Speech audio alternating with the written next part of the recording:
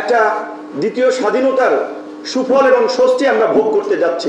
সেখানে আমাদের এই প্রবাসী মুক্তিযোদ্ধাদেরকে, যেহেতু আমরা এটাকে দ্বিতীয় মুক্তিযুদ্ধ হিসেবে আখ্যায়িত করেছি, দ্বিতীয় মুক্তির লড়াই হিসেবে আখ্যায়িত করেছি, এই প্রবাসী মুক্তিযোদ্ধাদেরকে দেশে এনে সসম্মানের সহিত তাদেরকে সম্মানিত না করলে কিন্তু আমাদের এটা এই মুক্তিযুদ্ধের প্রতি, এই সংগ্রামের প্রতি একটা অবিচার করা হবে। আমরা 2018 সালে কোটা সংস্কার আন্দোলন থেকে শুরু করে সেই আন্দোলনের দাবি যখন আংশিক পূরণ হয়েছিল, হামলা মামলা নির্যাতন নিপীড়ন রক্ত ত্যাগের বিনিময়ে, তখন আমরা রাষ্ট্র সংস্কারের জন্যই ছাত্র অধিকার পরিষদ থেকে যুব অধিকার পরিষদ, শ্রমিক অধিকার পরিষদ, প্রবাসী অধিকার পরিষদ, পেশাজীবী অধিকার পরিষদ, এভাবে বিভিন্ন সংগঠন তৈরি করে 2021 সালে তারুণ্যের অঙ্গীকার দেশ হবে জনতার, জনতার অধিকার আমাদের অঙ্গীকার, এই স্লোগানকে ধারণ করে আমরা গণ অধিকার পরিষদ নামক রাজনৈতিক দল গঠন করেছি।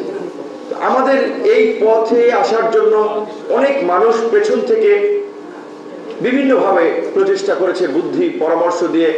লিটন ভাই বলেছে তার ছেলে ক্যামব্রিজে পরে, আমি বিপি হওয়ার পরে সে বলেছিল তারা ওখানে একটা প্রোগ্রাম অ্যারেঞ্জ করবে, কিন্তু আমার পাসপোর্ট সে সময় আটকে রেখেছিল, আমি আর যেতে পারি নাই। বুদ্ধি পরামর্শ দিয়ে সবসময় সহযোগিতা করেছে এবং আমাদের দলের যে স্লোগানটা জনতার অধিকার আমাদের অঙ্গীকার, আমরা যে স্লোগানটা দেই সেই স্লোগানটা আমাকে লিখে সহযোগিতা করেছিল লিটন ভাই, যার কথা বলেছিলেন আখলাক আহমেদ ভাই। তিনি সাবেক একজন আমলা, ইউকেতেই থাকেন, দেশে আসবেন।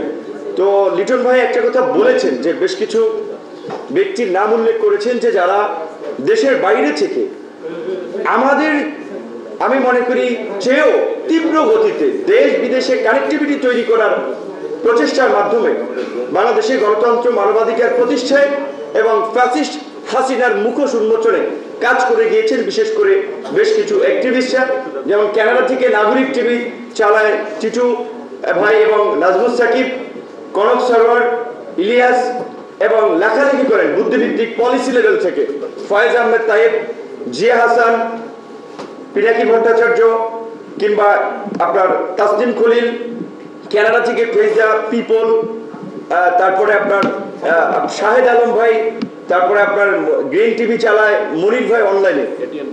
এই লোকগুলো কিন্তু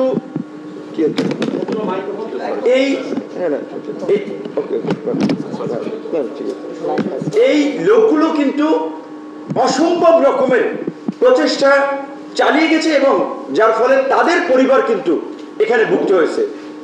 সামির ভাইয়ের পরিবার দেখতে চাঁদপুরে কিভাবে তার ভাইয়ের উপরে হামলা হয়েছে। তো অবশ্যই আজকে যে আমরা একটা দ্বিতীয় স্বাধীনতার সুফল এবং স্বস্তি আমরা ভোগ করতে যাচ্ছি, সেখানে আমাদের এই প্রবাসী মুক্তিযোদ্ধাদেরকে, যেহেতু আমরা এটাকে দ্বিতীয় মুক্তিযুদ্ধ হিসেবে আখ্যায়িত করেছি, দ্বিতীয় মুক্তির লড়াই হিসেবে আখ্যায়িত করেছি, এই প্রবাসী মুক্তিযোদ্ধাদেরকে দেশে এনে সসম্মানের সহিত তাদেরকে সম্মানিত না করলে কিন্তু আমাদের এটা এই মুক্তিযুদ্ধের প্রতি, এই সংগ্রামের প্রতি একটা অবিচার করা হবে। অবশ্যই তাদেরকে ফিরে আনা হবে। লিটন ভাই অল্প সময়ের জন্য দেশে এনেছেন, আমরা আমাদের জায়গা থেকে প্রচেষ্টা চালাবো।